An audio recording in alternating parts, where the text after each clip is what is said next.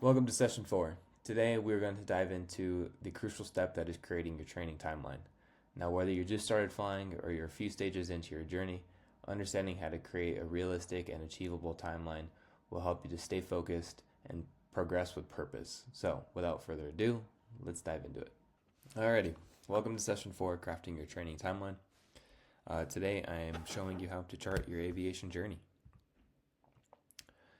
As always, don't forget to go to pilot-accelerator.com/newsletter for important updates regarding the course, as well as newsletters that I send out for important information that I don't want to put on a masterclass or on YouTube.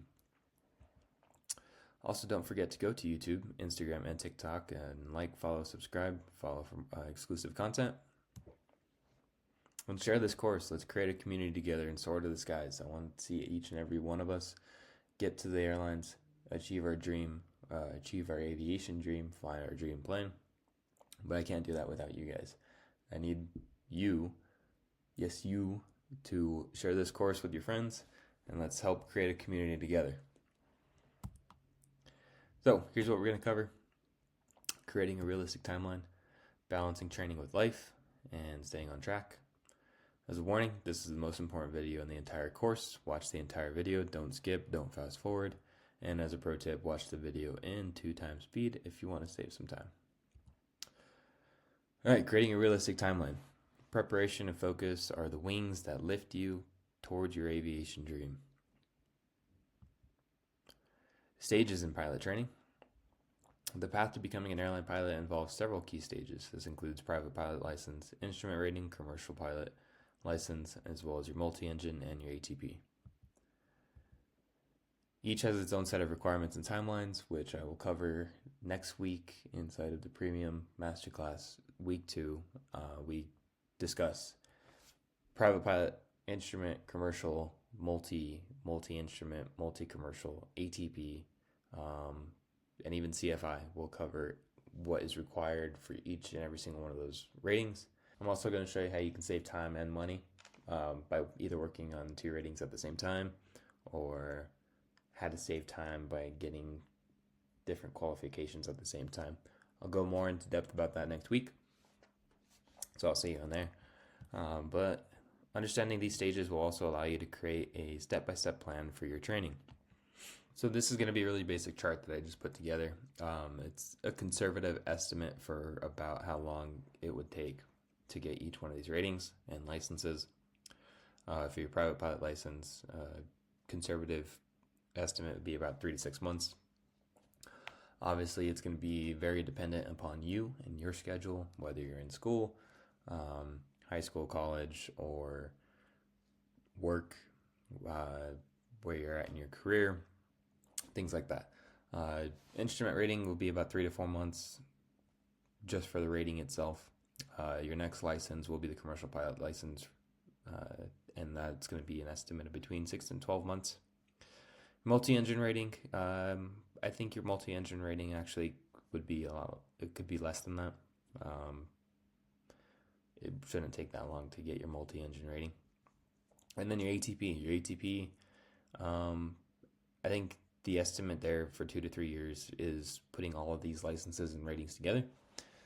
Because your ATP, once you get to that stage and you get hired by an airline, they'll sponsor you to go to ATP CTP. It's a course that's a week long that you have to do before you can do your written. And then once you get your written done, you go to your training at your airline, which is anywhere between 3 and 4 months. And then by the end of it, once you pass your check ride, you have your ATP. So the 2 to 3 years is probably going to be putting all of these together. It's a rough estimate of how long or how quick you can get this done. I know for me personally, with my route, I started flying when I was 17, and then I got my ATP when I was 21. I could have gotten it sooner because I had the hours for it, but I wasn't old enough, so I had to wait. But 17 to 21, about 4 years. All right, factors influencing timeline. Eyes on the horizon. Managing external challenges in your training timeline. Several factors can influence how quickly you can complete each stage of your training. Weather conditions, flight availability, and financial considerations may cause delays. Understanding these variables will help you to plan more realistically and stay flexible in your approach. The external challenges that you guys get aren't necessarily just going to be simple things like weather or airplane availability or money. Obviously, other things get in the way. Life happens. The real key is to just learning to be able to manage it, work through the problem, and stay focused. That's going to be the biggest thing that you can do when comes down to external factors that get in your way. The other things like weather and money, they're simple. Whether you wait it out and fly the next day, or money, work harder, work longer, budget, things like that. Those things are fairly simple to learn how to manage. It's the bigger things that life throws at you that are going to be the real kickers, but manage it the best you can. Always stay focused and keep pushing forward. Scheduled versus flexible approach, finding the right balance. Choosing between a structured or a flexible training schedule depends on your lifestyle and other commitments. A rigid schedule offers a clear path, while a flexible one allows for adjustments. The key is finding the balance that works for you without compromising your progress. So what do I mean when I say a structured or a flexible training schedule? What I mean by a structured training schedule is you are a part of a school, like a Part 141 program, a flight school like ATP, or a school that allows for like an accelerated program, or even an aviation college like Embry-Riddle, Purdue, University of North Dakota. I'm sure there's a couple others, but that's what I mean by structured. And then what I mean when I'm referring to a flexible schedule is being Part 61 and taking your training into your own hands. So if you don't know, you can find a flight school or a place like a flight club that rents planes, and then you can find a local CFI to be able to teach you.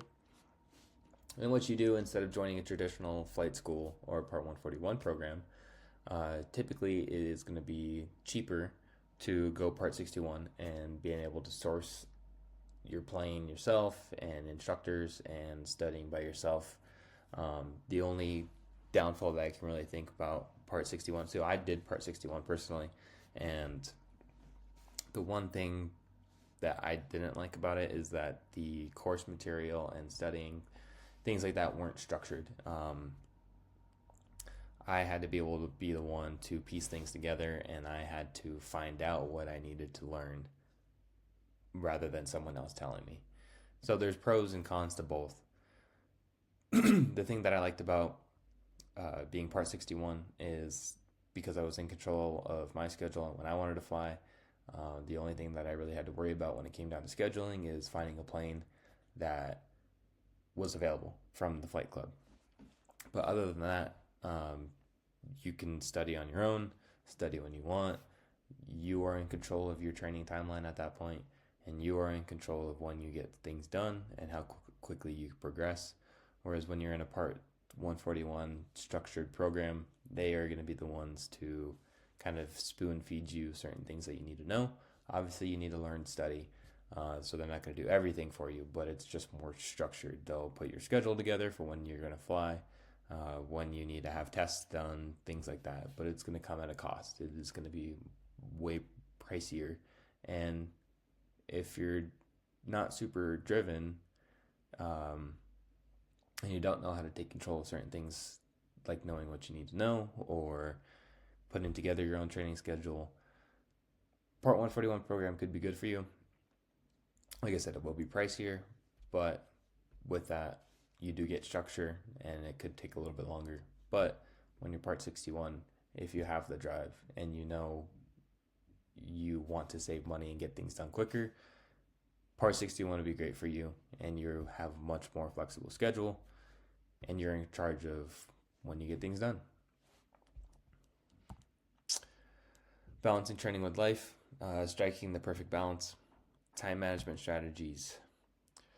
Balancing training with personal commitments requires effective time management.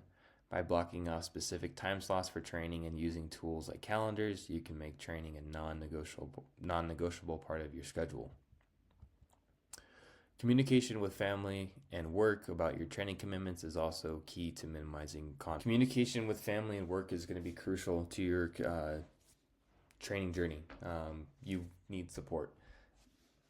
One thing that I remember doing when I was still a student pilot, working for my private pilot's license, the place that I was working delivering pizzas, I remember telling who would eventually become my boss, but when I was in the interview, I remember telling him that I am a student pilot working for a private pilot's license, want to be an airline pilot.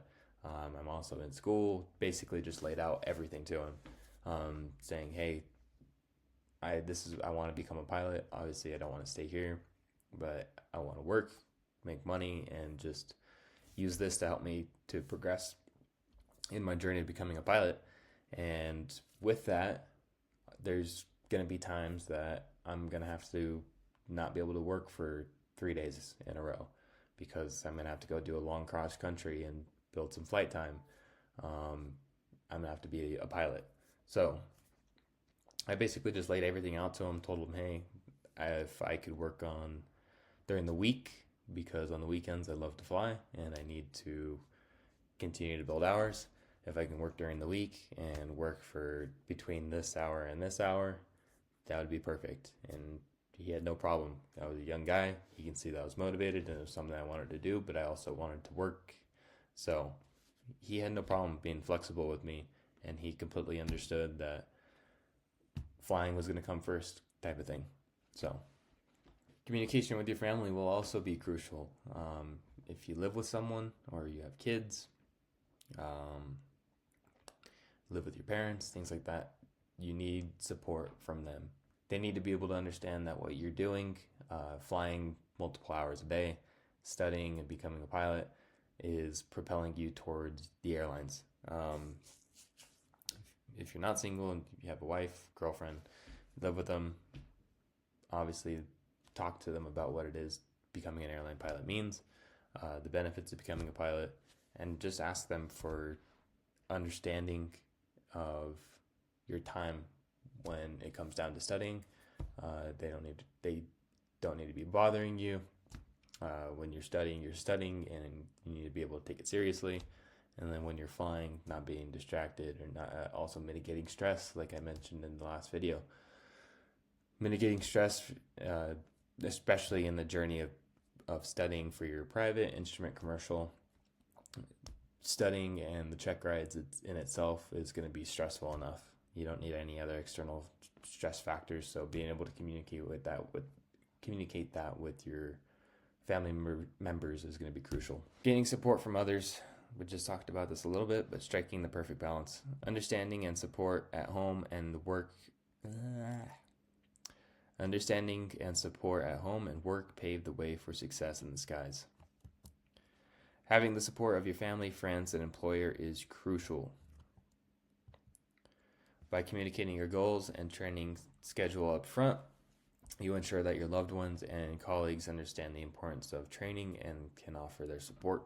Maintaining health and wellness. Wellness in flight.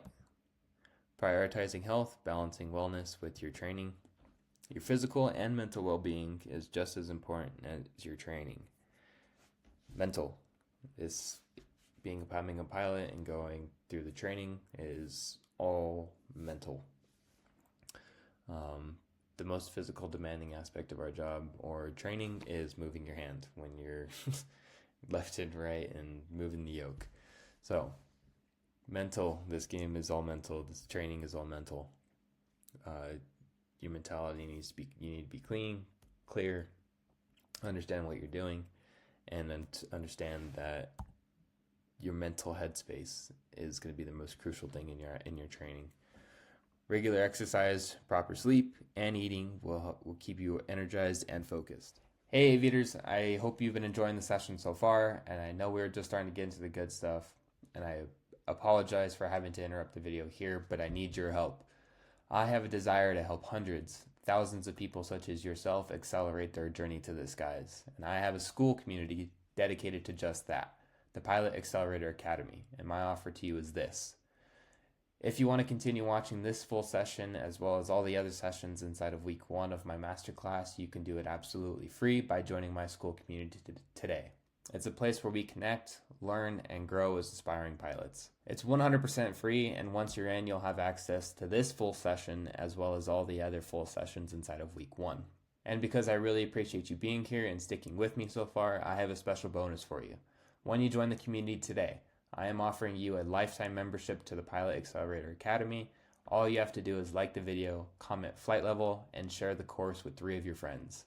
This means you'll get full access to the masterclass, plus every new session I post in the future, as well as access to a community full of aviation enthusiasts and pioneers such as yourself. So click the link in the description to join us inside of the community now and take advantage of this incredible offer. I can't wait to see you there and help you continue your journey to the skies. Again, thank you for being a part of this, and I hope to connect with you inside of the Pilot Accelerator Academy community. I'll see you there.